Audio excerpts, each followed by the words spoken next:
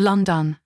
Britain is facing a free speech crisis as the new left-wing government, overzealous police and courts crack down on freedom of expression. Prime Minister Keir Starmer, the leader of the ruling Labour Party, and his government of barely 2 months have been accused of rolling back free speech protections on safety grounds and failing to root out selective enforcement of laws. Every Brit fundamentally has the right to free speech, but for several years now, we've seen a growing trend. Lois McClatchy-Miller, Senior Legal Communications Officer for Alliance Defending Freedom, ADF UK, told NYC News.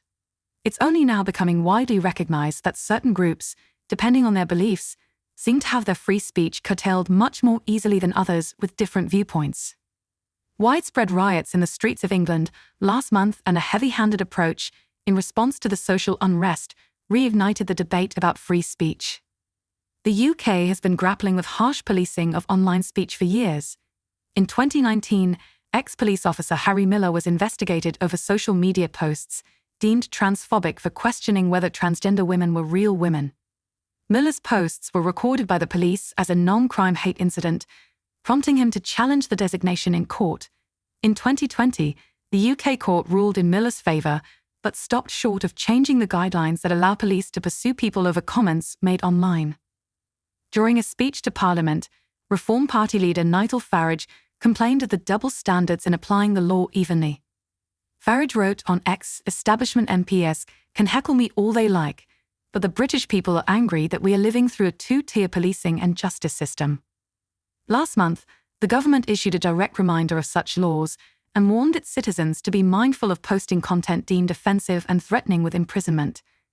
The Crown Prosecution Service posted a warning to social media platform X, which was amplified by the government's official social media accounts, warning citizens, think before you post. Content that incites violence or hatred isn't just harmful, it can be illegal, the agency wrote. The CPS takes online violence seriously and will prosecute when the legal test is met. Remind those close to you to share responsibly or face the consequences. The post added, "The British government is cracking down on people who share social media posts about the UK riots that it judges are likely to start racial hatred."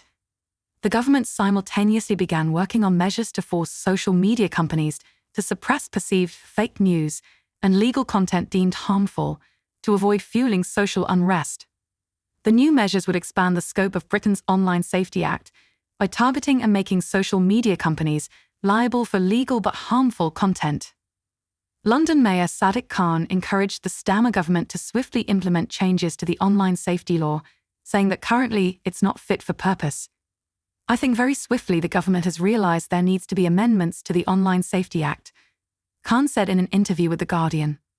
"I think what the government should do very quickly is check if it is fit for purpose. I think it's not fit for purpose."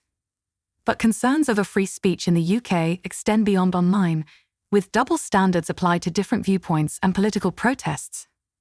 Last weekend, 2 pro-Israel counter-protesters, Mark Burbeck and Noyat Korbani, carrying a Hamas is terrorist sign, were arrested during the pro-Hamas march in London on suspicion of breach of peace. The counter-protesters' presence allegedly led to the march being paused, and they were arrested following a struggle with police officers. Korbani is a well-known anti-Hamas Iranian dissident whom London's Metropolitan Police tried to ban from attending future anti-Israel protests as part of his bail conditions after he was arrested for opposing the protests. A court rebuked the force and ruled in April that such bail conditions were neither proportionate nor necessary. The moniker two-tier care is how some on social media have responded to the new Prime Minister's policies. Thank you for watching. Don't forget to subscribe for more news updates. Hit subscribe for latest news.